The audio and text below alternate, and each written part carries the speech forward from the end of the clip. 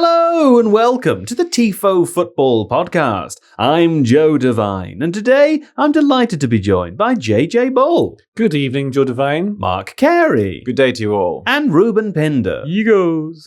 Also, Steve's here. Hello. He's back. Welcome back, Steve. Do you feel better? Lots better, thank you. Well, we had just a terrible time without you. It was a shame. I've heard the show, Joe. Yeah, it was a good show. Yeah.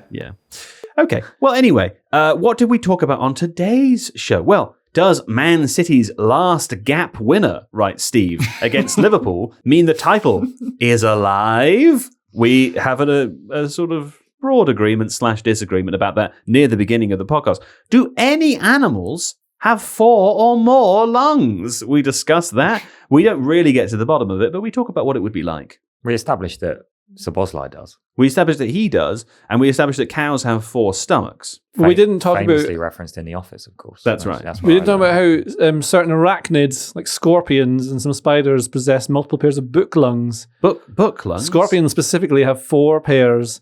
These specialized respiratory cavities function like lungs. Wow, they're called book lungs. Yes. Is that because they open and close like a book? I'm reading what Steve put in the script earlier and highlighted yellow. Got it. Oh, I didn't read that. And I can't believe I forgot about it. Understood. Yeah. Scorpions are weird, aren't they? Have to say, if I had book lungs, then I'd probably just go to the shop, buy a lot of them, bring them home and never use them. You know, book lungs. What are you going to do? They just look good, don't they? They do like look good. Breathing's for losers, that's why. That's right. Yeah. Is JJ only ever 3 sentences away from talking about lizards? We decide yes. Do Liverpool need to take stock and not overreact to this poor title defence by changing their manager? Now, this was the sensible bit that we spoke about pooing their pants. That was Steve did the pooing the pants bit, and then that was the middle of the show. That was quite a lot of the show, wasn't it, about poo? More than usual, which is quite a high average anyway. More poo than usual. Yeah. Well, that's me on a Saturday morning, guys. That's A lot good. of fibre Saturday morning, a lot of fibre. Yeah, I'm eating bran flakes on a Friday night in my dressing gown. Now, then we played the Rondo. That was the Rondo was fun. That was such a bad performance. It was a bad all performance. round, Well, no, I would say Mark Carey was good. I really like playing the Rondo. I enjoyed you playing it as well. Mark Carey, and he could have gone on and on and on. One day I'll win and I'll be very happy. One about day that. you won't go out on the first guess, man. Okay, I've flown it. There's a spoiler there. But I mean, people probably saw that coming. It was unfortunate in your case. People will agree when they get there that it was They'll unfortunate. they'll see why I did what I did. They will. They absolutely will. Newcastle United on a terrible run. Oh, wait, I've skipped one, haven't I? My bad. We spoke about Premier League in-form side, Manchester United, the in-form side, and the joy of ... freedom. Yes, we enjoyed that. Newcastle United on a terrible run of home form, or just form generally. God, I've really intro up. But how do they get out of it? Writes Steve. How with an E. How with an E. And how late is too late to play the trumpet when you're rooming with someone? I say after 10, but we'll discuss that a little bit later. I never actually fact-checked that. You should fact check that. I'm going to check it. You're a journalist that works for The Athletic, man. At any point during the day, I would argue. Right, If you're sharing a hotel room with somebody as a footballer, don't bring your trumpet. I thought If I can actually carry on that story, is it too much in the other way around? Please Okay, do. for it. Please do. Nobby Solano formed his own salsa band named the Geordie Latinos. That's class. lovely. Things you love to see. I wonder what other instruments they had. Other brass. ¿Qué pasa, amigo? ¿Cómo estás? Fantastic. Well, there you go. It was Nobby Solano that we were talking about at that stage of the podcast. Then we played Points Are Bad, and then that was the whole show. Very quickly, before the show begins, we'll be back this week, probably on Thursday. We've got John and Kaya on that show. We're halfway through the Premier League midweek fixtures, I think, so we won't be able to speak about all of them, but some of them. And join the Tifo Discord. We have a thriving, bustling community of really annoying people in there already. So you can join and be one of those people. That I will say a couple of things. One, we feature a question from someone on the Discord in today's podcast that was actually very useful. The second is that there is a channel in there called Suggest a Tifo Video, which is actually really good. And when Kaya and I had no ideas on Thursday last week, and we put a little question in there, 20 minutes later, I think we wrote down 15 things that we're going to turn into videos over the next, 4 months or so. So give us your free labor. Exactly. And we'll... If you want to see a video that's a video, then tell us what that should be and we'll do it. And or just join and hang out in the chat in there. I enjoyed the Pets channel. Oh man, the Pets channel is so good. Really wholesome. Yeah. Really wholesome. Just some Love the good Pets channel. faith discussion. And once we got some clear ground rules down about the Castles channel, everything's been fine since then. Everything's been fine. Only Warwick Castle. Enjoy the show. Where else to begin, of course, than with Liverpool 1 or 2 Manchester City, and a slightly, not perhaps unexpected 2, but by the time it came around, an unexpected 2. You know, Should be 3. Should be 3. You think it should be 3? Yes. Yes. We'll come on to talk about why we think it should be 3.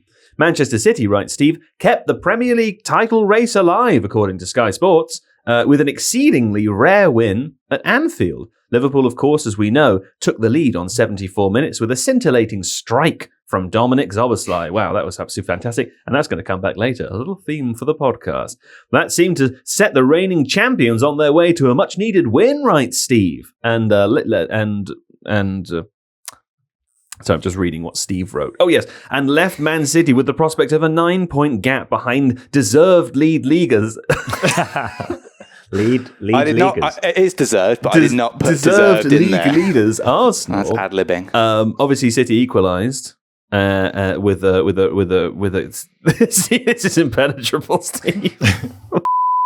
Okay, City scored 2 goals later in the game after Liverpool did in a surprise comeback. It was very exciting, and then a third. And now there's 6 points in it. Sky would have us believe that's a title race. Maybe it is. It is. You think it is? Yeah. Of course. 6 it is. Come on, 6 points. It's still a title race. You can have a heavy favourite. You but can it's have still- okay. It falls within a race. But Is it technically a race until it's mathematically impossible for it to be a race? Is that what you're saying? There's 2 wins and 2 losses. Does the It fact they so have to easily play each happen. other?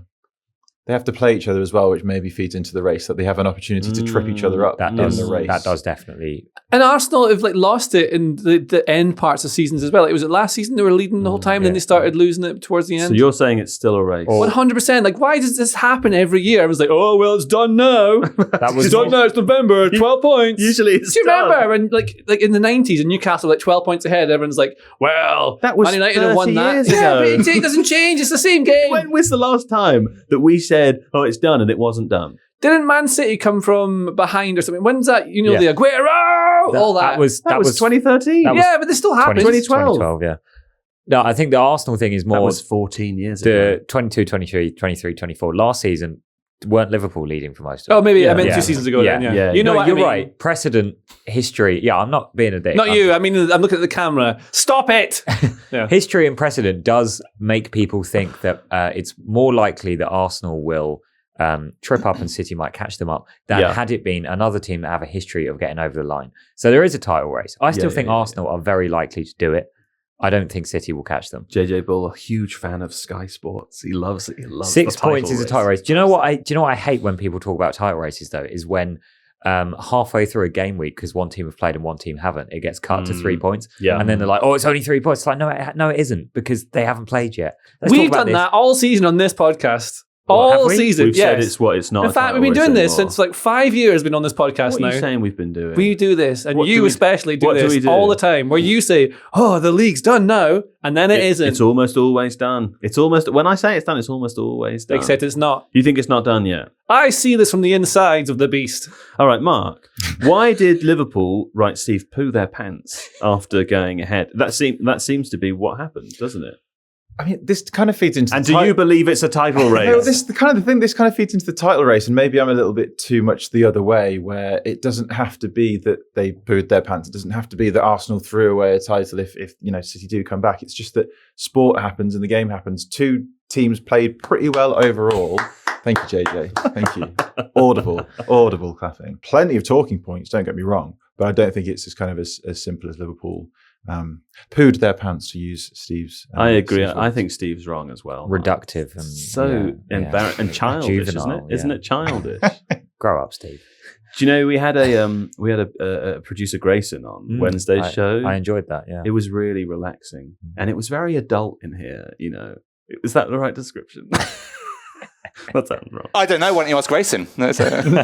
Anyway, Mark Carey, sure. Okay, two teams played absolutely fine, 1-1 in this game. Totally got it. What one of them won, not 1-1. Yeah, it was That's 2-0, confusing, wasn't it? It was 2. It was 2-1. 2-1. It was 2-1. It was 5-6, I think, in the Yes. end, wasn't it? Spiritually, it was 3-1. Liverpool on a bit of a patchy run still, though, aren't they? I mean, I know it's been a tricky season for them, but in terms of the themes of their season, did you see any of them manifest in this game?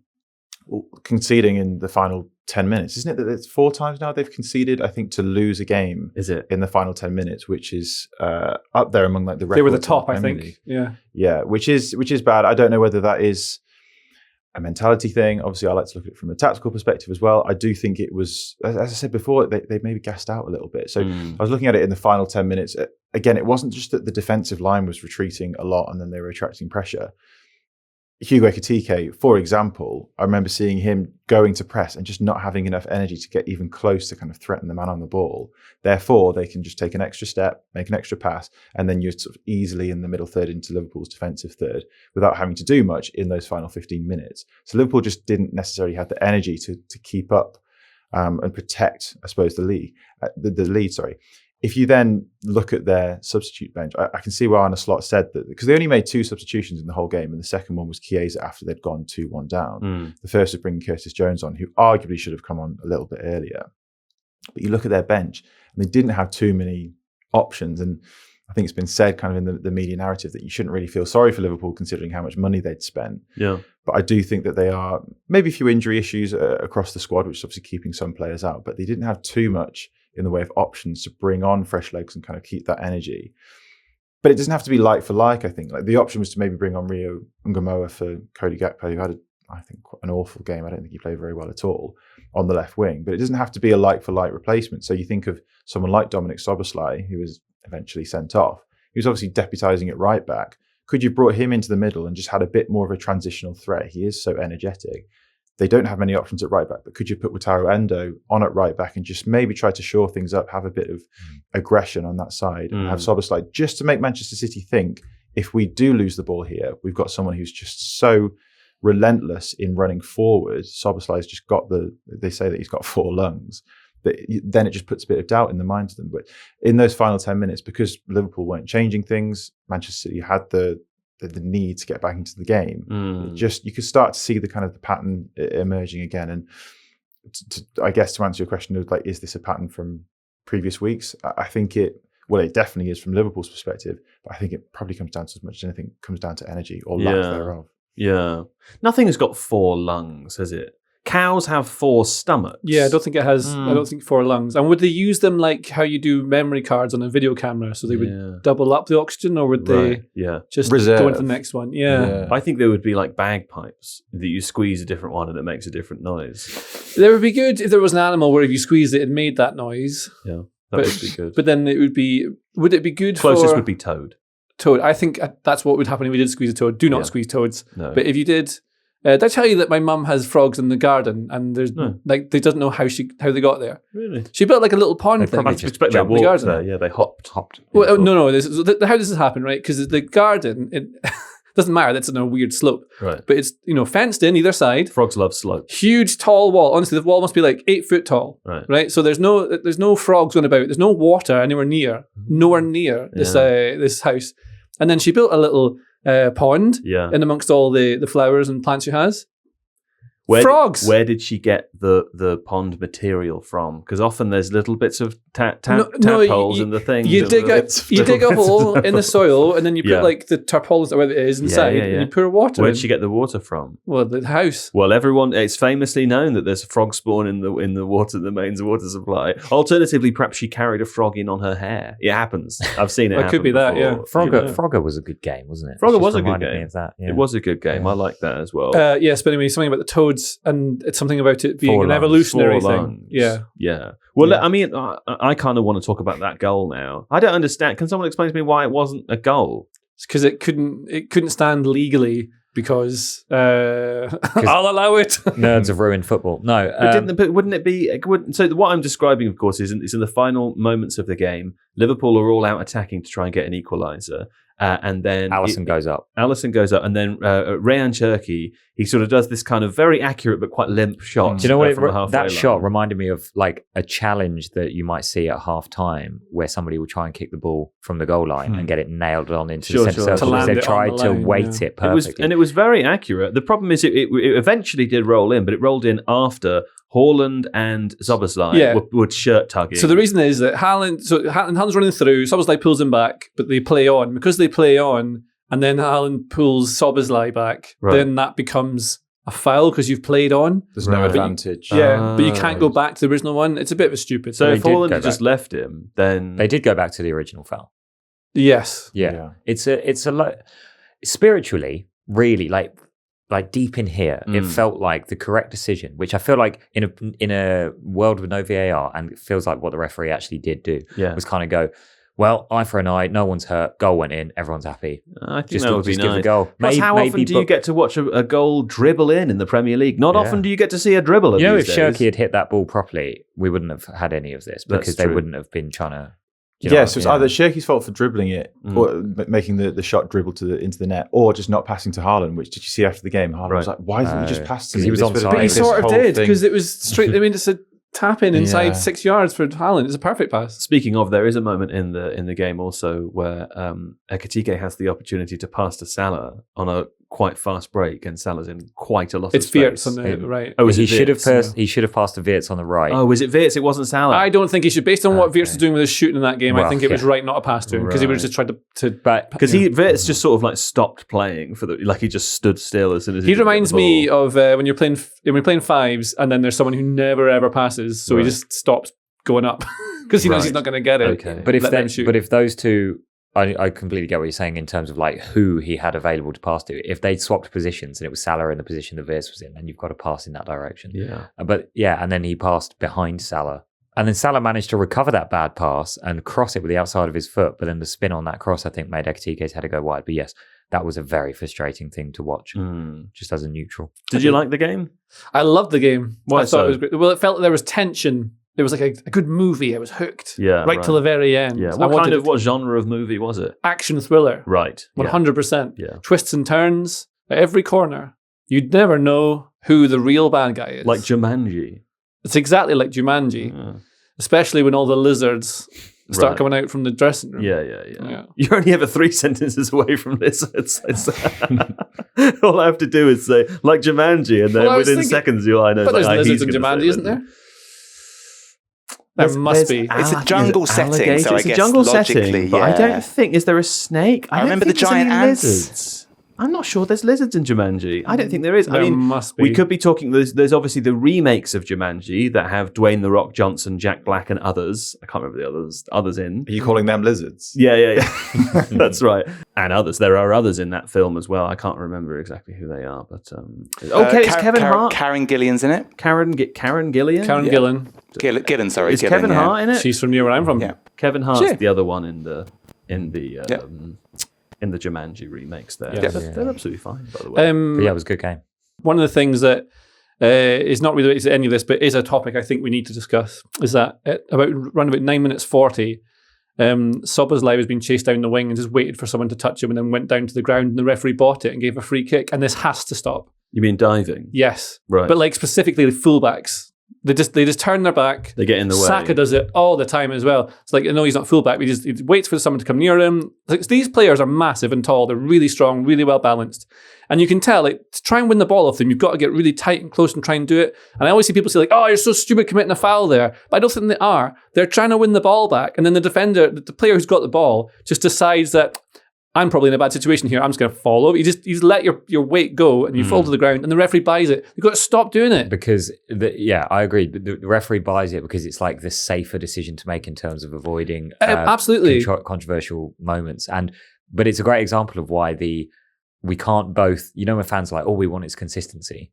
So that would suggest why they keep getting given. And then they also say we just want common sense. But if you had you can't have. Well, I get it because it does seem like a foul because you're harassing the player on the ball to try and win it back, so it's kind of stopping them from playing. But I don't think it's a foul. It's got to the point now where, like, if a Palace attacker is kind of chasing a defender who's trying to shepherd the ball out of play, the automatic shout is like, no foul, no foul. Yeah. Like, don't touch him. Just let him make a mistake. Yeah. It's the whole thing about like where it is on the pitch as well. Because if that person, if that wasn't a striker in their own or in the attacking box, and they went down, you'd see the referee wave them up and be like, come on, don't foul. Or maybe you give them a yellow card for fouling. Often in the middle of the park, it's not given as well. But if it's in the middle of the park, and I remember it's a good example recently of Kieran Trippier doing that, where he had two men on him, realised that he couldn't get out of it, in his own defensive third and was just like, okay, I need to just go down. Yeah. Got the foul. And it's exactly the same action, to your point, as what an attacker would try and do to win a penalty. And he got and they always say, oh, that's real experience there. That's what they learn. So what happens to players is they play the game for a while and then they learn that the best way to get out of a bad situation is just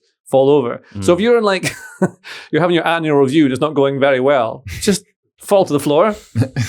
And then you can leave. How do you retrain this though? Like, what rule do you need to change? Or Play what on. do you You need just play on and let them go through and score, and then players will stop doing it. Yeah. And it's, do you think, is there any argument for saying, okay, attackers, like we're in a period where this is happening a lot right now, but in 2 years' time, maybe attackers will do what Mark said and do a lot more waiting, like come up with clever pressing, wait for the defenders to make a mistake It's been happening for years and years and years. I remember, especially for some reason, I remember like Italian centre-backs in European football doing it a lot. So they, the ball would run through, strikers chasing on, they block them, they're big enough, clever enough, smart enough to like block them and try and lead the ball out. But then as soon as the striker gets near to them, it's like hands in the back, they go down, play stops. And if they didn't do that, they'd be in a bit of a bad situation. And like the way you're trying to press and push up on them to try and get an advantage, you don't get it.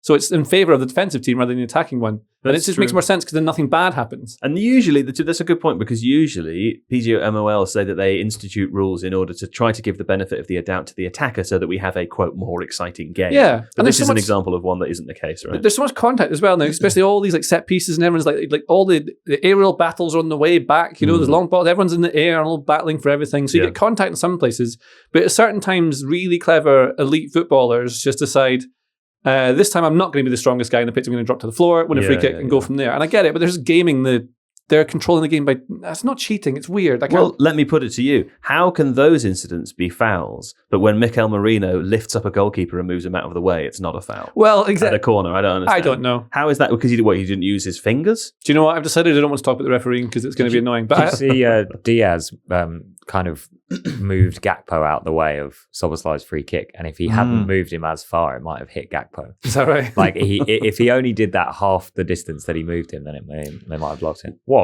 We haven't even talked about that goal. I was going to say, free kick.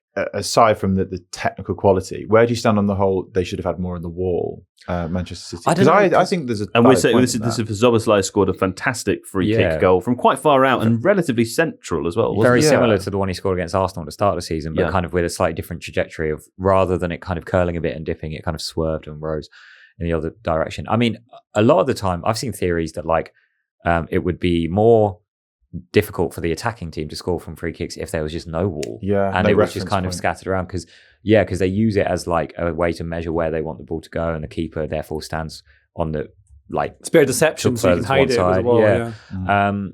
I mean, it's easy to say in hindsight, isn't it? I feel like a wall's good.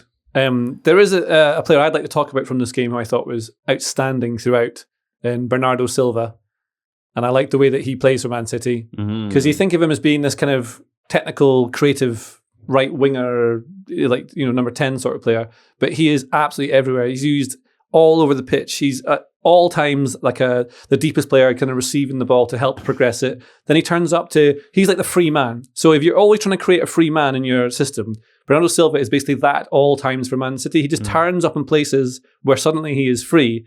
And he drags players out to try and mark him to then create space for others. He was pulling out to the right wing to overlap with Nunez, but then seconds later he was deepest at like left back to pick up the ball and go with it. And then also he's a menace. Like he goes in, he's really nasty. It's funny because he looks like a nice boy. But the word in my head is tenacious. Tenacious. Relentless. He's tenacious. Yeah. It's nice that he had a good game also because he's had a bit of a tricky season. He's been getting criticism this season for being slightly too old to be able to do what he used to do. He's like 31 or something, isn't he? Yeah, I think so. He's got so many minutes in his legs, hasn't he? I'm hearing the word washed as it relates to him in some games this season. It feels like we're seeing sort of the end of. He's 31. I know. But like, remember what happened to Wayne Rooney?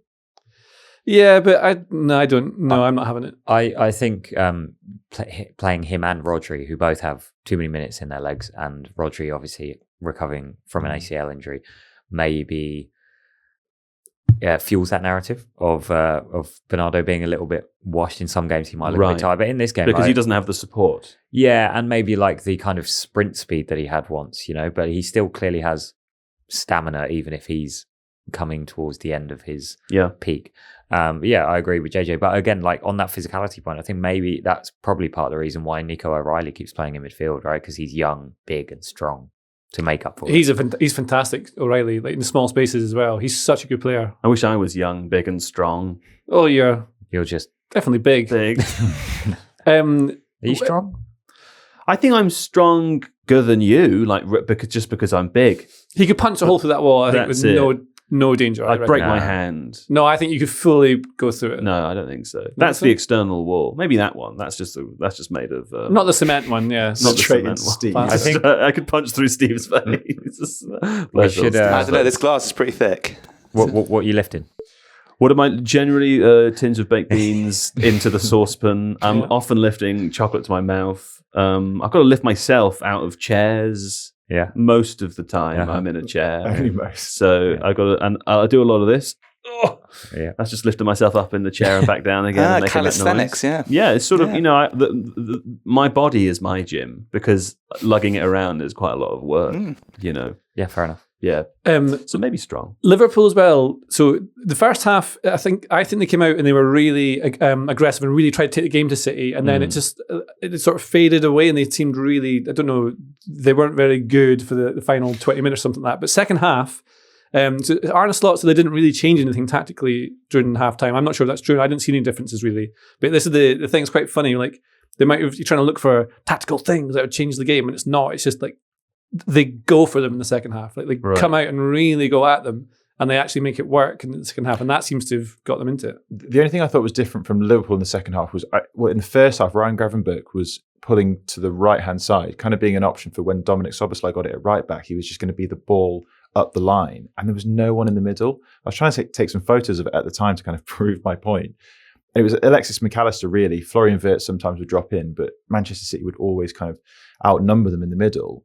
And it made sense that Liverpool were trying to go around the side of Manchester City. It kind of worked very well for Spurs. City playing like a diamond press, or like in a 2-2-2 as well. Yeah. So I can see why they were trying to do it exactly for that reason. But Gravenberch was just not. He's so press resistant as well. You could put him a bit more in the middle and actually try and kind of go a little bit more toe to toe. And then if he comes out on the other side, then you're bearing down on Manchester City's back four. And that happened a little bit more, I thought, in the second half. He was positioned a bit more centrally. I think that's probably got a lot to do with, I think, the balance and the shape that Liverpool play now. I don't like it. They basically have two, it's like a 4-2-4 almost half the time. And so I don't think you have the right players in the right positions to be able to receive the ball. I was taking loads of screenshots, and then I was just doing loads of tactics board stuff to try and work out what it is they're actually doing. And it often ends up with like a 4-2-4. But the McAllister is often out of possession, pushing all the way up to be the middle presser. And so I think City were doing things to pull them out of the way, but you still only have two in the middle, and there's not a lot of coverage either side of them. So if you can get into those spaces either side, then that's obviously a problem. But when you're trying to build, it means your wide players are further up the pitch, so they're harder to access, and they've got no real bounce pass either because they're all forward. Yeah, I think you need more angles. So that is I think angles is the word I'm looking for. It's why I like the Guardiola classic 4-3-3, because there's lots of triangles and diamonds, and then it feels like Slot's going. He's getting rid of those shapes. He wants a box. He likes different kinds of shapes. Well, let me ask you, Mark. I've sort of proffered this not option. That sounds like I'm in charge. I've proffered this opinion previously on the podcast. I'm looking around at teams in the Premier League who have managers who aren't completely unsafe but aren't totally safe, and thinking, would those clubs look at this summer window where it's clear that a lot of managers are going to be moving between different clubs? Lots of, a couple of elite teams are looking as well. Managers in the international game whose contracts might be coming to an end as well. Do you think that Liverpool will look at that manager market in the summer and think maybe we should replace Slot? Because we've stopped talking about it a bit, but it's been a bad season, right? It's not going well. No, I agree. I do think we can't detach from everything that happened in the summer. It's not something to dwell upon here. It's been spoken about so much, but there's all of the squad are still going through trauma, I suppose. So I think that anything performance level wise is to be included within that sort of factor as well. So all of the above notwithstanding, I do believe that, their performance levels have dropped. I think Liverpool typically as a club in the recruitment side of things, but as a club in general, they don't kind of go gung-ho by sacking a manager mid-season. There's been very few occasions where that's happened, so I don't think it will happen anytime soon. In the summer, they'd be foolish not to at least look around, Xabi Alonso being the obvious one. He's someone who would add a lot of angles to the sort of the passing and the build-up. So with the tools that he'd potentially have at his disposal, you'd think that he would do well with the players in Liverpool's squad by kind of creating a bit more of a possession-based side, but sort of work his magic to similar to the way that he did with Bayer Leverkusen. But I do think Slot is still someone who does have the tactical acumen to be able to kind of get out of this issue. It's been really quite bad. I think, isn't it? They've their last win, is it 1 win in 7 for Liverpool in the league? It's not great. But I do think that the wider factors that have occurred mean that Liverpool, it's the age old, this is a transition year, but when they've had so much change, some of it through their own volition, some of it not, it is going to often then sort of spill into for sure. And when you're dealing with Salah on a new deal as his performance levels are dipping, like that is a difficult thing to deal with politically, as we've seen with that whole fallout a few weeks ago. They're going to have to spend some money on defenders. They obviously have done that a little bit already, getting Jeremy Jacquet lined up for the summer. I think an important factor here is that Slot doesn't burn his bridges with the fan base, because I'm not saying that has happened, but like I have seen criticism of the way he's spoken about their season, because he's kind of said words to the effect of, well, they'd only won it once in 30 years. I won it again. And I'm the bad guy. It's like, fans are not going to enjoy that, are they? He shouldn't use that voice either. That, I'm the bad guy one. No, it's just because it sounds condescending, isn't it? It sounds condescending when he shakes his head Shall like that. I do it in his actual voice? No. But you're right, Mark. Could you do Slot? No. Oh. It's 1 in 7. And slightly more damningly as well, that means that it is only one Premier League victory in 2026. That's right. That's what I was trying to grapple with, but it's the two go hand in hand. All the coolest teams have only won one game. That's true. But that was their 4-1 demolition of Newcastle United. But apart from that, it's not been pretty. I do think it's important to detach the performance from the results though as well. Liverpool have had, granted, not full games. Newcastle, even the Newcastle game, actually, they struggled for the first half an hour, but they have played well. They have played like a top 4 side at the very least, but they just obviously not had the results that go with it for maybe the reasons that we said about, including energy levels, injuries, etc. But so many teams have injuries as well. It's not really an excuse, but the performance levels have still been good. The fatigue is obviously a factor, and that comes down to injuries and then like the domino effect of having to use Szoboszlai at right back. And then, there's that kind of, that question of like, if you could clone a player 11 times and make him the whole team, which player would you do that with? Szoboszlai's got to be up there as the best option there. I broadly agree. I do think he can be quite frustrating at times in possession. Liverpool around the sort of the early winter weeks were just, because they were so fearful of being caught on the counter-attack, they would just get into a certain position. This is more when Szoboszlai was in the middle. Get into a certain position, get into a good rest defence so that they would be solid, but therefore the team would be in a lower block. And it was Arne Slot's been complaining about the low block for weeks and months now. But Szoboszlai would often be the one to slow it down. You can see him sometimes visibly just saying to his teammates, calm it down. But at times, I mean, Liverpool's kind of built in recent years on making the most of those transitional moments, making the most of the counter-attack. He's got that ability because he's got 4 lungs, of course. But he sometimes just slows it down, and then they just wait before they can try and then break down the low block. And sometimes you just think, no, go for it. Play that pass that you maybe is a 50-50 pass, but if it comes off, then you bear do down a Man United. That's what you're saying, really, isn't it? Let me do something with you now. Okay. We've got a nice little graphic here. I don't know who made this. Is it a Sky graphic, Steve? Where'd you get it from? Yeah. Yeah, it's a Sky Sports graphic. Okay. Yeah. What they've done is they've put both teams' fixtures all the way up until the derby. Man City have fewer. Which derby? The Man City Arsenal derby. I'll explain why. Yeah. So Arsenal have, because they're both in the League Cup final, they have to rearrange a fixture. So that Wolves fixture that Arsenal are playing has been rearranged for that day. Oh. City versus Palace is yet to be rearranged because... So it might go in. Yeah. So when we play this game, we'll add Palace in then. Yeah. Right, here what I'm going to do is I'm going to go through these games with you. I'm going to ask you how Man City and how Arsenal will fare. We'll add up the points, and that way we'll decide in JJ Bull's mind what the point gap is going to be when they play each other on April the 18th. Okay. I like the game. And we're going to leave out the cup ties. Okay. Let's start with Arsenal. Now, Steve, you writing down the maths? I'll do it in my head as well. Yep. They are away to Brentford on Thursday. Well, it's a tough one. All I want to Arsenal hear win is, that. Arsenal win that. Okay, fine. So that's 3. Then they are away to Wolves on Feb 18th. Do you know what'd be funny? That'd be the game they lose, wouldn't it? Because that's how leagues work. Maybe. I'm going to go randomly with Wolves. You think Wolves are going to win that game? I don't, but it's the kind of thing that could happen. Okay, you're just saying that so that there's a title race. No, because they'll beat everyone apart from like that game and that. Wolves have lost 3 in a row, drawn the previous 2. I don't think they're going to beat Arsenal. But okay, right. We'll go with you on it. That's Wolves. It's still 3 points. Okay, away to Spurs. Win. 6 points. At home to Chelsea. Draw. Okay, that's 7 points. Away to Brighton. Win. Yeah, they're terrible at the moment, Brighton, aren't they? That's 10 points. Home to Everton. Draw. Okay, 11 points. Then, of course, there's the EFL Cup final, but after that, there's at home to Bournemouth. And how close to the end of the season are we here? Is this? Well, we're about 4 games away. The pressure's starting to build here. Yeah. I think a draw with Bournemouth. So you think they're only going to get 12 points from those games. So at the time that they play Manchester City, we believe that Arsenal will have 68 points. Okay, now let's do Manchester City. So Man City, home to Fulham. Draw. Home to Newcastle. Win. That's 4. Away to Leeds. Win. That's 7. Home to Forest. Win. That's 11. Okay. Away to West Ham. Win. This is rigged. This is so rigged. It's not. 14 points. Okay. Then they're away to Chelsea. Draw. Maybe a loss there. You think a loss? Yeah. Okay. That's 14 points still. And then is it home or away to Palace, Reuben? We've played them at Selhurst, so it's in Manchester. So home to Palace. Don't they always lose to Palace?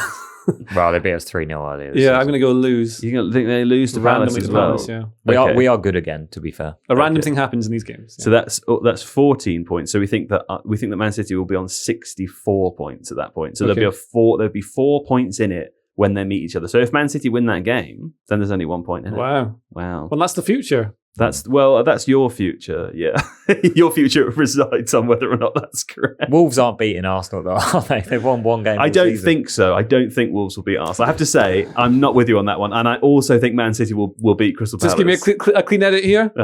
Can't wait till we see what the result is on that. To be fair, I was at the reverse fixture of that, and Wolves frustrated Arsenal for really long periods. They played in a really compact 5-3-2. Yeah. And it took it until like the last kick of the game for an own goal for Arsenal to go ahead. True. So it could be a draw, if nothing else. Who's going to score their goals now, though?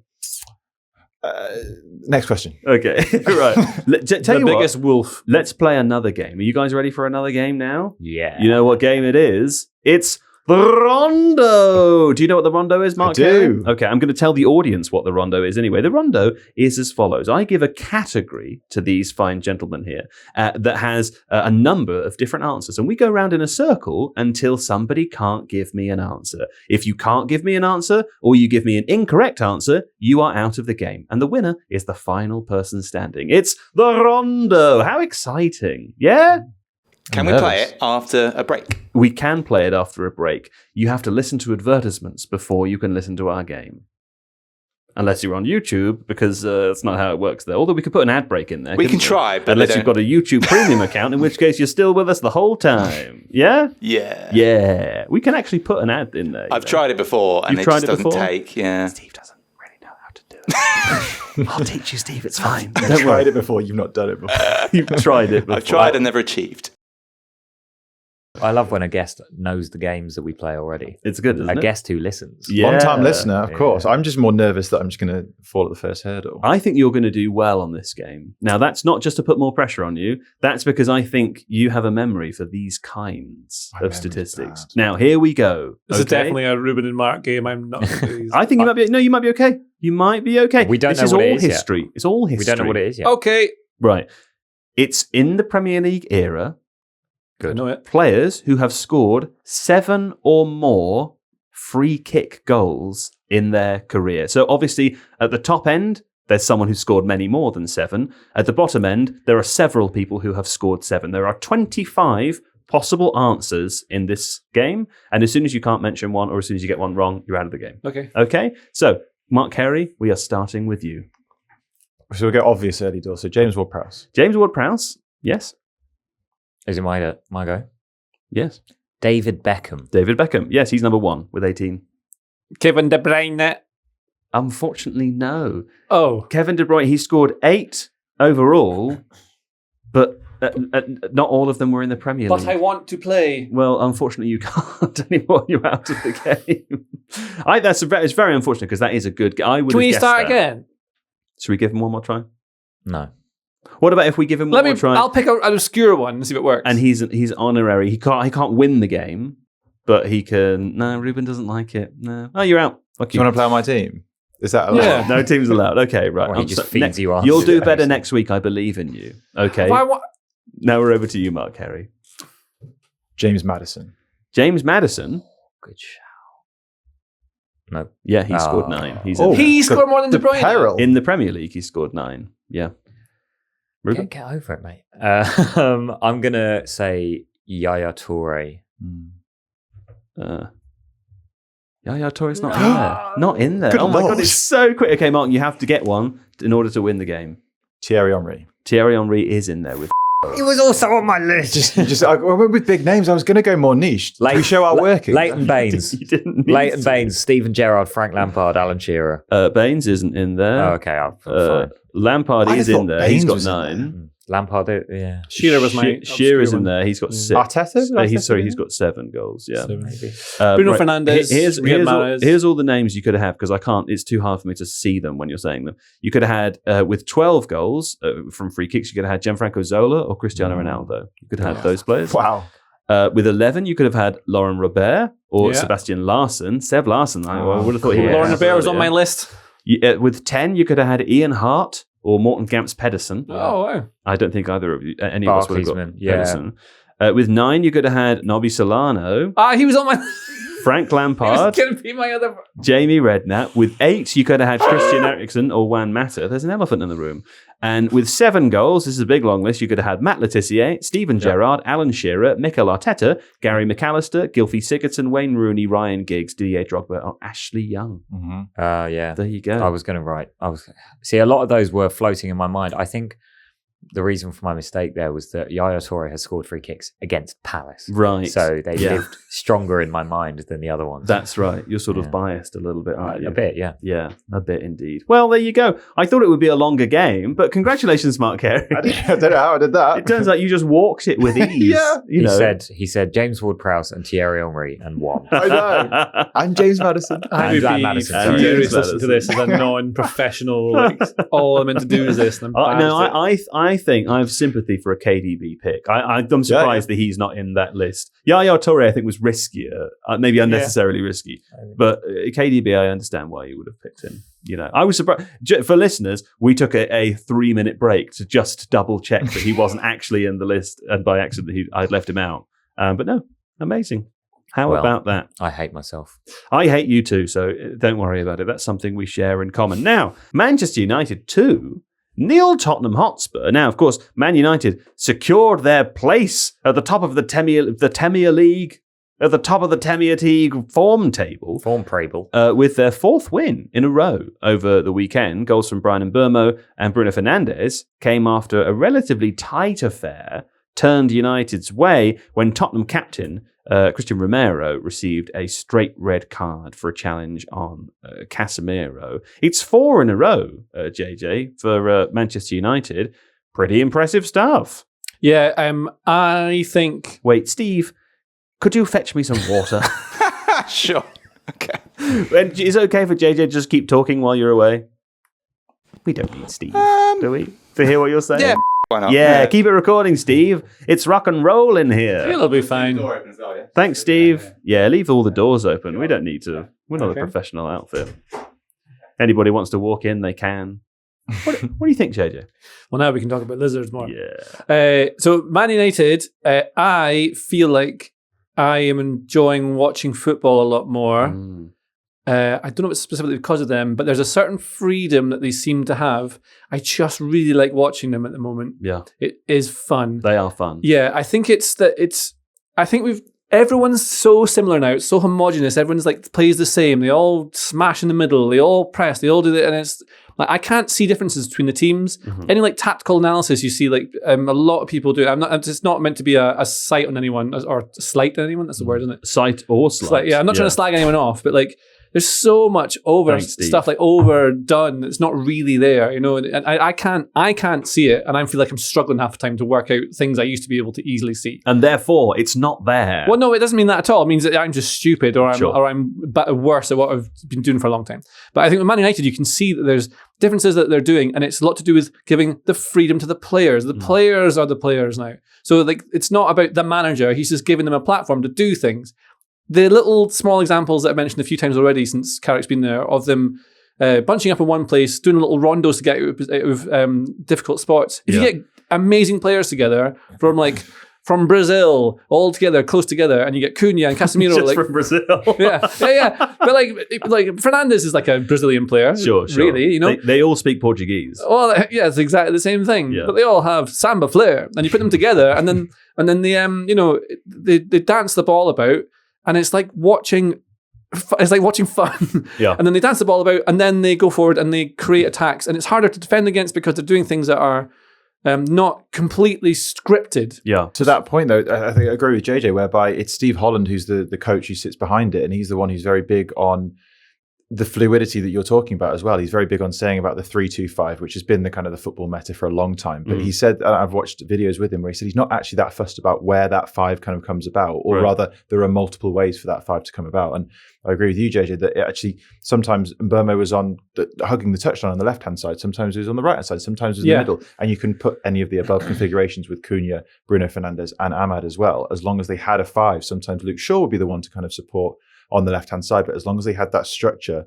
of a 3-2, they were kind of fine, and it created that fluidity. So Carrick can be the kind of the ambassadorial figure if he so wishes, because he's got the coaching staff. Steve Holland's a very intelligent operator behind him, and that's the thing that can kind of be sustained over a longer period. It's freedom and added simplicity, and I think it's a really nice contrast compared to Amorim, where I think that the players have said, I think I've read articles to say that the players have said that they were just a bit too confused and kind of mentally fatigued with what they were being asked to do, and they weren't then able to fulfill it because they were probably thinking, to your point, am I supposed to be here? Am I supposed to be 2 or 4 yards further forward? And then by that point, the moment's gone. Whereas if you've got the simplicity and the freedom, and it sounds like you're sort of talking about more agricultural 1990s football, but if you do it in a nuanced way, as we're saying, with maybe still keeping those principles, having the 3-2-5 in whichever way it ultimately comes about, that simple message means that you do have the freedom and the autonomy.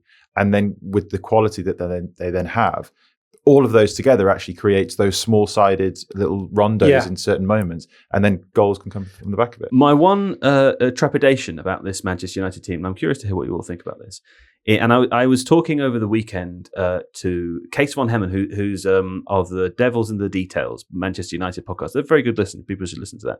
But we were chatting on WhatsApp, and I think his fear is that the trade-off for all of these direct passes through midfield is maybe not worth it overall, and that in these 4 games I'm going to butcher what he said. So the general summary anyway is that in these 4 games it's worked out for a number of different reasons, right? But doing this on a consistent basis in the long term, the argument is that maybe the trade-off of playing these direct passes just isn't worth it. When you start to concede because you're doing it, you start to lose games because you're playing in this way, inevitably the team will stop playing in that way. And the question is just whether doing that through the middle of the pitch, where it's maybe more unsafe, instead of doing it in the wide areas, which is where other teams like Arsenal try to build up and move the ball forward and progress it, is not worth the trade-off. I think, so I've been thinking this a lot. I mean, I wrote down some of my notes about this as well.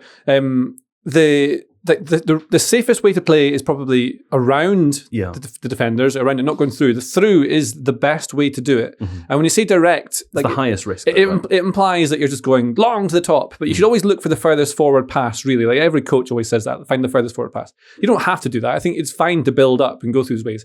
What I think with United is that it's almost like Carrick and Holland have gone in and reminded them that like you are elite level footballers. I can ping a ball at you from anywhere at very, very fast, like a cannon's fired it, and you can kill it dead, and you can probably first touch move it on. You have Bruno Fernandes. You have Bruno Fernandes, you've got Cunha, you've got Mbeumo, right? All these lads you can fire a ball at them, they can ping it, and you've seen it, all these little, I call them rondos, but they're just close together, and they're pinging the ball about, and they can do that because they have the ability to do it. I watch a lot of Scottish football, and there's not a lot of players I think could do that. They don't have the same ability. There are levels to the game. And when you get to that high level there, you can do it. If you can do it, it's a very risky but very maybe it's not effective is the wrong word, but you can get past defenses and suddenly they're caught out. It's high risk, high reward. Yeah, exactly. And it won't work every single time and they will get caught and then people are like, you shouldn't be doing this. In the same way people have been saying, you shouldn't be playing out from the back all the time. You should go long. And so everyone's going long now. And so I think if you can find ways to play through the middle, and you always can, if you have decent midfielders who are moving into space, as long as you have space, you can do that sort of thing. I totally take the point, because this is exactly what I was thinking, is that all it needs is for a couple of these riskier passes where you're trying to play it through two defenders who could easily block it and steal it and go. But all it needs is that to happen once, and you might get 1-0 down, game state changes, they can hold you back, and you can't get into it, and suddenly Carrick's an idiot. But I think playing with that forward, thinking like we are in control of the game, we are the protagonists, we're taking the game to you, and playing as though you are superstars, suddenly everyone else has got to go, oh God, they're really good. We've got to go up to that. And they might try and press less against them, knowing they're going to do that and drop in, which might give you more options to do something different. This is why they need to wait until the end of the season to make a decision, which I think they will. For sure. They can't be exactly what you've explained about like why it won't necessarily work all the time. This is why they need to wait, see what Carrick's long-term plan is, have him among the contenders. Yeah. What do you think, Mark Carey? Then we'll move on. I do agree. I think, like I said before, really, I suppose anything in terms of the performance in these recent weeks since Carrick has come in is in contrast to how poor they really were and confused they were under Amorim. So the manager bounce has been a myth that's been debunked over a longer period, but it did feel like there was always going to be positivity, much like there was with Ole Gunnar Solskjaer back in, a few years ago as well. So the simplicity is still true. I think opposition analysts at the Premier League level now are so elite themselves that they'll very quickly work out the antidote to the way that they're currently playing as well. He's won 4 games. Is it 4 Premier League games that he's managed? Yeah. And he's started, I think, almost every game with the exception of Dorgu, who was injured, with the same 11. Yeah, I was going to say that as well. Slightly different positions for them. Right. Yeah. But he has, I've looked at a starting lineup change kind of mapped over time, and it's dramatically come down as JJ looks over my shoulder, that you can see that he's trying to just, again, it adds to the simplicity. Play your best players. Obviously, you need to make sure that they're fit and stuff. And they've not got any other competitions to compete in. So it's all of those things that are factored together that over a longer period, maybe we'll start to. I saw it beautifully summed up in a meme on Twitter, and it was a screenshot from a film and comparing Amorim and Carrick. And the dialogue was somebody asking a woman, does he make you laugh? And she replies, he doesn't make me cry. Right. Sure. That's it. Kind of makes people happy as well, though, doesn't it? Yeah, but like, as in, it's not. It might not be perfect, but it's fucking better than what was before. I think it's pretty close to perfect. Is that? But we've just discussed why it isn't necessarily going to continue to be. I know. I like you. I don't like the meme. I don't like. Can I just say, is that from Bruce Almighty? I don't know. What's the film? I don't know. It was Ocean's 11. Oh yeah, do you know I watched Ocean's 11 2 days ago? Good film. And I saw that quote in there. Great film. There you go. They do move in herds. Not as good as everyone thinks it is, though. No, but it's nice. It's a fun watch. It's fine. Yeah. Okay, let's talk before we finish about Newcastle 2. 3 Brentford. We're just going to ignore the biggest game of the entire weekend. Was that Palace? Yeah. Palace. It was so boring. We've got there was a couple of me. little mentions in there. I mean, Brighton they're having a tough old time. Quite a poor record at the moment. I think we might talk about that on Wednesday. I'd just like to give a shout out to Evan Guessond, who Villa fans said was the worst player they'd ever seen, and he got an assist 8 minutes into his Palace debut. Come on. There you go. Okay, now whatever you want. Well, right, Steve, the bees, and that's Brentford, have stung the Magpies. Well, it's terrible, isn't it? What a horrible thing. Nature's a cruel beast. It stung the Magpies on Tyneside at the weekend as Brentford's fine away form continued with a 3-2 win against seriously out of form, Newcastle United. Brentford sit third in the Premier League form table with 4 wins from the past 6 and 7 in the table proper. How about that? Level on points and goal difference with reigning champions Liverpool, who we just spoke about. For Newcastle, of course, they only have 1 win in 8, so that's slightly worse than Liverpool's record, although this is across all competitions, and they're in 12th currently, 10 points off 5th place where they finished last season. Maybe a Champions League run is seeming ever unlikely, although I don't want to say that in front of you, JJ, because you, as we know, again, the season I don't is never support over. Newcastle. No, I'm not saying about. I'm just saying the season's never finished until it's finished. Yeah. Maybe they could make up the 10-point gap to finish 5th. Sure, exactly. Well, it could happen. Like once they've been playing so many games in a row. The problem Newcastle have, I've been saying for about 3 years now, is that it's very intense and constantly relies on always being at it, super aggressive, let's go. But you can't have that all the time. You can't do it. You got to chill out. Not when they're in Europe. That's the thing. That's why their seasons go good, bad, good, bad. Well, exactly. It corresponds with their league form getting into Europe. And blah blah blah. It's fatigue, isn't it? I've not looked at it, but I bet it coincides as well when they've got cup games during the week as well. Yeah. So that probably nips in. But that style of football Eddie Howe has been playing with them. I think it's devoid of creativity. It's a lot of like making sure that you win by taking the game to the opponents, but then there's no real. There's no magic. They're overly reliant on Bruno Guimaraes for creativity. Like if he doesn't play, they don't win, basically. And in they're joint top for goals conceded in the last 10 minutes of Premier League games with Burnley and another team on 11. Right? And I could see. I only watched the highlights of the Brentford game, but they looked passive defensively towards the end.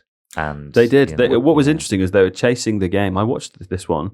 They were chasing the game at the end, but it was Brentford that had all of the play in the last 9 minutes. And you look at the scoreline and the teams playing, you'd be like, wow, Newcastle will be chasing this hard, right? Like they shouldn't be behind in this game, and yet they were doing nothing. Do you want to say no? Just to go with your point before, Ruben, that they've lost or they've dropped rather the most points from winning positions this season more than anyone else. So they're okay at kind of going up. I think they've gone ahead, or rather they've scored the opening goal. I think in 15 of their 25 games. So they're good at kind of getting into the ascendancy. They did the same against Liverpool recently as well, and obviously Liverpool came back to win that one. That they're not good at actually keeping up that intensity. Maybe it does feed into the fixture schedule, as you say, but they're okay at kind of.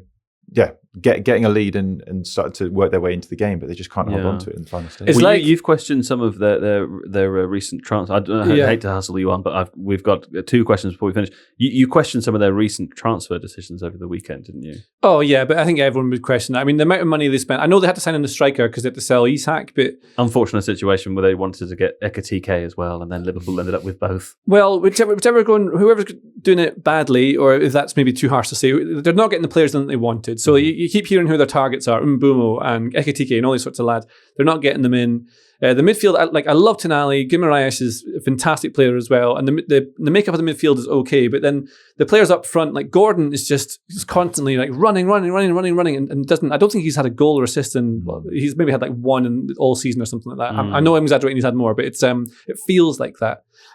And so you've got Vissa obviously get injured, that's not their fault, but the age they signed him at doesn't make sense to me. They've done very well in the Premier League, so it makes sense, but so much money. Yeah. Voltemade was never a £75 million player. Decent player, but it's never that much money. I know like cost he's kind of cool per season. Yeah, he seems like a cool dude, yeah. And he's like lovely to watch, but it's just not quite there. And they've never really signed that right-sided forward that's going to make them better. They tried to, right? They signed Alanga and that hasn't worked either. Yeah, but big money. I'm agreeing. It's not there. Steve writes, Anthony Gordon has 10 goals and 3 assists in all competitions across 33 games. This season? Well, 10 goals. He's doing really well in the Champions League, isn't he? Which I suppose feeds into the whole thing that's been the topic for the Premier League versus the Champions League of all the teams, that actually when teams go a little bit more toe-to-toe, there's a bit more space, and Gordon can do the Gordon he spoke thing. About it in the press conference. And he spoke about it. Exactly that. Yeah, he said it's a bit more of a basketball game where you can actually kind of get a bit more space, and ended up playing quite well against PSG when he came on that week as well. But it does feel like he can do the things that he's really good at, which is to be relentless with space, but then actually in tighter spaces, he's basically just get the ball, try and drive forward, and then come up against probably two. That's really interesting, because it might be like Howe would be doing very well if it was the European Super League, because that would work against the other teams. But in the Premier League, the way it is now, it's not like Howe's obviously a great manager, great coach. But maybe the way he's doing it, it's so you're just equalising rather than getting an advantage. Well, I questioned on the Tifo Discord, which you can join, by the way, by clicking the link in the description of the podcast notes, or I don't think you can search yet for it on Discord. We haven't operationalized the discoverability element. But click the link in the description and come and join. It's really good fun. On the Discord, there was a good comment/question from Zaran Primus. Zaran Primus. I don't know if that's how it's spelled, but that's how I'm saying it anyway. So we were having a conversation in there. I kind of proffered the point I've made a couple of times here, which is similar to the one I was saying to you, Mark, about the summer transfer window for managers, questioning would Liverpool maybe consider that, even though things are, going okay. Same with Newcastle. Would Newcastle maybe consider that? You know, even though Howe's been there for a long time and has been very impressive in his time. Here's the opinion of Aaron Primus, who said that Howe's been doing a great job. Ponders who realistically would replace him. This person, by the way, doesn't think Howe should go in the summer. The question was more, if they were going to lose Howe, realistically, which better manager or more, you know, quote unquote elite manager would Newcastle actually be able to attract at this time? Which I think is a very fair question, because on Wednesday's podcast last week, John and I went through a very long list of managers talking about who could do the same, replacing Michael Carrick. And it's hard to look at too many of those names and think, well, yeah, those people would definitely go to Newcastle or would definitely be interested in this project. I'm sure elite managers would be, but I don't know. I put that question to the table. Like, is there a better alternative right now, realistically, to Eddie Howe? It kind of depends who goes where, right? Because like they're all going to Hugo where? Is he a manager I don't know from Spain? Or he decides who the managers are. He decides who the managers are. Reuben is so sorry, dumb. I misunderstood. because they're all going to have to take a job at some point. Like, they can't all go for the favorite job. Sure. Right. So somebody might end up at a loose end. Yeah. And then Newcastle will be like, well, we didn't expect to get a manager that good. At a loose end? Come to Newcastle. Yeah, pretty much. I think the real trick is in the recruitment and getting that right, getting the players in that they need and having other targets who are lower down their list who are going to turn into superstars, because they haven't really been doing that either. So I think their PSR stuff might be okay now. I know it's changed as well, but it seems they like better. to use it as an excuse, don't they? But as we've established, they've wasted a lot of money. But Yeah. it sounds like Tonali's agents are trying to flog him in the summer, and he'll bring in a lot of money if he does go. But in terms of the manager, I think what you do now is you look at where the meta, as we'll call it, is going to go, and also just make it fun. And so I think what you should do is get the Newcastle equivalent of Michael Carrick Right. to be the manager. James Milner. James Milner. No, I think he's too busy. He's also too Leeds. Liverpool coded. Too busy. Yeah. He's not. The actual answer is Norberto Solano, Okay, yes. No, go on, explain why. because he played at similar time to Carrick, I think. Right. No, I mean, not really. not Like, really. a bit earlier. Shush. And he'll be, he'll Is he a provide manager currently? creativity. I think he did it for a while. I haven't researched this, I so know. hopefully he's not done anything nefarious in the meantime. You've just picked a random name. No, he's there. So it's him, or it's like, not Rob Lee, because he was before. Lauren Robert. Lauren Robert. Do you know- Didn't play centre mid, though, but I would have Lauren Robert. Papa Do you Cisse? know who Solano is managing? Who? The Pakistan national team. Really? Perfect. Wow. Nobby Solano, famously good at the trumpet as well, isn't he? So he could maybe like get Really? them going in the changing room beforehand. Yeah. and Charge. That's And- exciting. and he just go and win. Yeah. Who was it? It said it was a teammate of his, and he used to room with him. And it'd just be like midnight, and Nobby Solano was just playing his trumpet, keeping everyone up. That That's is a true not story. cool. You do not play the trumpet after 10 p.m., I have to say. Especially not when rooming with somebody else. That's a perfect, my sleep paralysis demon is. Right, from you now, and then we'll finish. Sorry about the managers. I don't know. I do think there's. Realistically, Mark. I think there's an extent to which they just need to continue with what they're doing. I agree that the recruitment Right. probably needs to be better, but Eddie Howe is a really, really good manager. And Sure. the idea that I feel like we live in a society where it is just an action bias to do something different to try and Yeah. change it. And I Don't think fix your TV, get a new TV. I think Yeah? no. I think you should Add it to the landfill. That's right, Mark, Exactly. isn't it? Yeah, Stick get better with players. Howe. Stick with Howe. I like that. Stick It with works. Howe. Sure. I reckon get a new one. Beresford. Nagelsmann. Yeah, I'd say try and get Julian Nagelsmann. I completely Why not? agree. We have to play points are bad quickly. I mean, I'm embarrassed because I spent all morning joking with Mark Carey that when he said he had a hard out 2 hours after we'd started, but that's fine. You don't need to say that. We're running up to it now. So let's very quickly play points are bad. Now, you'll remember, of course, that the games that we picked for last week was Liverpool, Man City, and Man United, Tottenham. And interestingly, I think almost everybody picked either a draw or a Liverpool victory. For the Liverpool Man City game. So that was interesting. JJ, What did I say again? you said 3-3 for Liverpool Man City, Yeah. which it wasn't. And you said 4-1 for Man United Tottenham, which it also wasn't. So you added 6 points. But amusingly, so did John, who was played by Seb. So there you go. The two of you are on bottom points. I added 4 overall with not that impressive a performance. Kaya and Reuben, Yeah. congratulations. Who played for Kaya? Was it you, Steve? Yeah. Oh my God. I'm surprised he hasn't written that in the plan, that it was Steve. You know. Picks Steve. You guys both added just 2 each. I'll tell you that Kaya, he did write his own name. There's Steve. Kaya predicted 2-1 for Liverpool Man City, so there's the 2, and got a perfect prediction as 2-0 for Manchester United. Reuben, you said 2-2 on the first game, so you add 1, and you said 1-0 to Man United on the second game, so you just had 1 there as well. Well done. Congratulations. That means the total scores overall, as it stands, JJ, you're in last place still on 115 points. I've just hit the century mark, so I'm in second last on 100. John's on 95. Kaya's on 94. Reuben, you're on 92. You are currently ahead. So, Mark, I will be asking you today to play as John. Okay.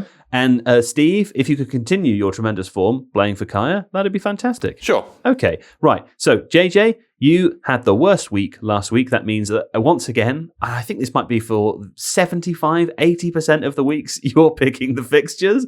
What have you got for us this week? And yeah, I'm not that far off winning, really. So I think we should do the ones with the most goals likely. Oh, do West Ham United versus Manchester United. That lad Frank will be able to cut his hair if they win. That's on Tuesday, I think, isn't it? Midweek, that one. Yeah. Okay, we've got a full round of midweek fixtures. Do you want to pick one midweek and then one from the weekend? Is that No, okay? because it's FA Cup, so we're going to do Premier League. Oh, great, fine, okay. I'm going to stick with Premier League, Great. that's why. So on the Thursday, I think Brentford Arsenal, as discussed earlier. Wow. Is Yeah, interesting. Which way round is that, JJ? Is It's that at Brentford on at Thursday Brentford? night. Thank The you. GTEC Community Stadium. That is tricky. Okay, fine. So, JJ, you're first to pick. It's going to be 1-4. To Man United are going to get 4. against West Ham. Yeah, West Ham 1. Okay, right. And then for the second game, which is Brentford Arsenal. 0-0. I think, do you know what? I think it could be. I think it could be 0-0. I said it was a draw earlier, and like, No, I said that about when you said Wolves were going to beat Arsenal. And then Mark reminded us, us smug idiots over here, that Wolves did actually hold Arsenal almost, but to a they draw didn't last win. time. I was trying to help. They almost held them to a draw versus they're going to win. Those two things are very, very They're different. far apart. Now, Mark, you're playing as John. You're next up here. So first off, we have West Ham United versus Manchester United. I was trying to desperately run my prediction model, which we've done famously on this podcast before. Hang on, John gets the Opta prediction model. But I've run into an error, and I can't do this in super. time. it's 7-4. That's I'm gonna have right. to What a think shame. for myself. It must be 12-8. So are we going? Sorry, West Ham, West Man Ham United. versus Man United. Man United first. What have we already had? 4-1 United. Man United. It's better to stay low number, isn't it? 2-1 Man United. Okay, fair enough. So that's 1-2. And then the other game is Brentford Arsenal. 1-1. Yeah, You can't have you can't. that. Oh, have no, that of course because of can't. the 1-1. Of course. But I I was a did. long time game. listener of this show. I should have known. It could be. Um, Everyone turns off at points of I did that before, Yeah. don't I? Trying to pick 1-1. It's 2-2. You just too go much. I feel like Brentford. The have way got to a win the goal game in them. is lower than the 1-1 bot is you go 1-0 or 2-1. Mark's not in the game. John's in the game. Oh, I know. Well, that's how you win it. Say I'll what be you kind to believe. Mark. John. No, say what you believe, Mark. 2-2. 2-2. That's all that this game requires is for you to say what you believe. And Okay. I'm well done. Okay. I'm going to say for Brentford Arsenal 1-0 Arsenal. Because I believe that's going to happen. And for West Ham Man United, I'd love to see Man United go 5 in a row, but I've got a lunch wager. And I've been watching West Ham, and they're a mighty fine team. I mean, they're not mighty fine, but they're okay. So I'm going to say, actually, this is where Man United falter. We haven't seen them truly yet anyway against a low block. I think West Ham are going to win this game 2-1. And my lunch is coming. It's coming for me. Okay. Next up, then, it is Kaya. So, Steve? Okay, so West Ham United versus Man United. As you say, Joe, West Ham, Somerville was on a great run, isn't he? Goals-wise. Yeah, is it 5 in a row or something? He's Yeah, scored? he's really hot right now. Yeah, so I think that will be a score draw to the tune of 2-2. It's not a bad prediction. Okay, what about Brentford Arsenal? I think this is going to be a pretty horrible game to watch, not just for neutrals as well. That's not a prediction. That's just a fact. No, not for the score. So I think Arsenal will win 2-1. Okay, fair enough. Right, and then Reuben, it's down to you. What have I got left? Well, left you have Suffering from success. Let's start with West Ham Man United. West Ham versus Man United. So is 1-0 Man United gone? Can I have that? No, it's available. I would like 1-0 Manchester United. Please. Yeah. Okay, and then Brentford Arsenal. 1-0 to Arsenal? Is that That's gone. Okay. That's the most obvious one. Yeah. Mark, But you pick took it. that, didn't I you? took it, Yeah. 2-0's available.